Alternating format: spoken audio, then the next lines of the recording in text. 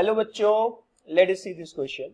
The elevator in the figure, एक हमारे पास एक फिगर में एलिवेटर दिखा रखा है, इज डिसेंडिंग मतलब नीचे की तरफ जा रहा है with an acceleration of 2 metre पर सेकंड स्क्वायर। 2 मीटर पर सेकंड स्क्वायर का डाउनवर्ड एक्सेलरेशन है, नीचे की तरफ जा रहा है। The mass of the block A is 0.5 kg। जो ब्लॉक ए दे रखा है उसका मास हमारे पास 0.5 kg है इस ब्लॉक का। The force exerted by the block A block B block के ऊपर कितनी फोर्स लगा रहा है, वो चीज हमें कैलकुलेट करनी है। तो इस क्वेश्चन को सॉल्व करने के लिए बच्चों सबसे पहले अगर हम बात करें इस क्वेश्चन के लिए की कॉन्सेप्ट की, जो बेसिक कॉन्सेप्ट हम इस क्वेश्चन में यूज करेंगे that will be the equilibrium of forces. Equilibrium of forces भी यूज करेंगे, और क्योंकि ये सिस्टम एक्सीलरेटेड है तो न्यूटन्स लॉज को अप्लाई करने के लिए हमें बच्चों स्यूडो फोर्स की भी जरूरत पड़ेगी।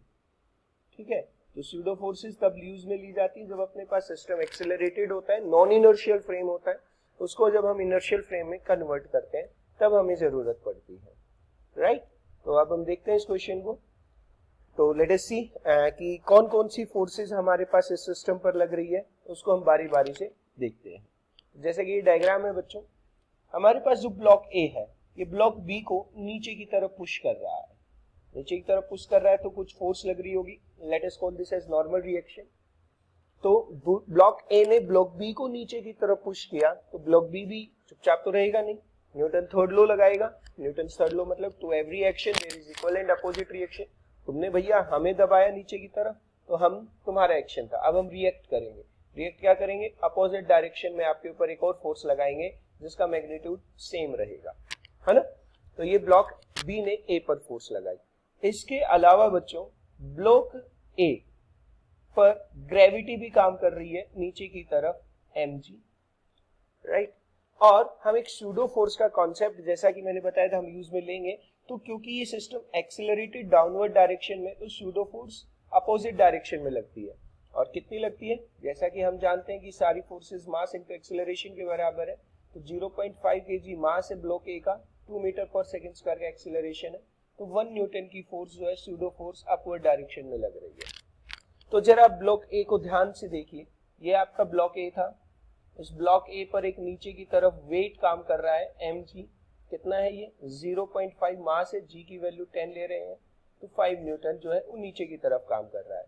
इस ब्लॉक के ऊपर एक ऊपर की तरफ 1 न्यूटन का सूडो फोर्स काम कर रहा है। इसके अलावा ब्लॉक ए को ब्लॉक बी भी ऊपर की तरफ पुश कर रहा है एक n फोर्स से।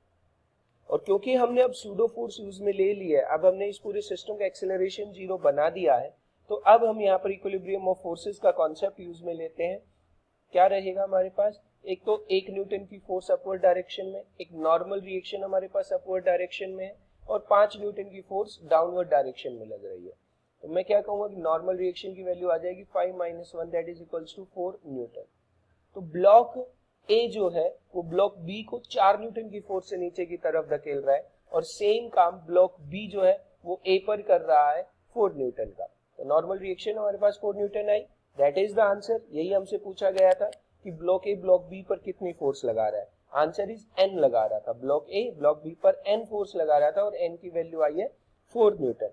Late us see, this is your option number.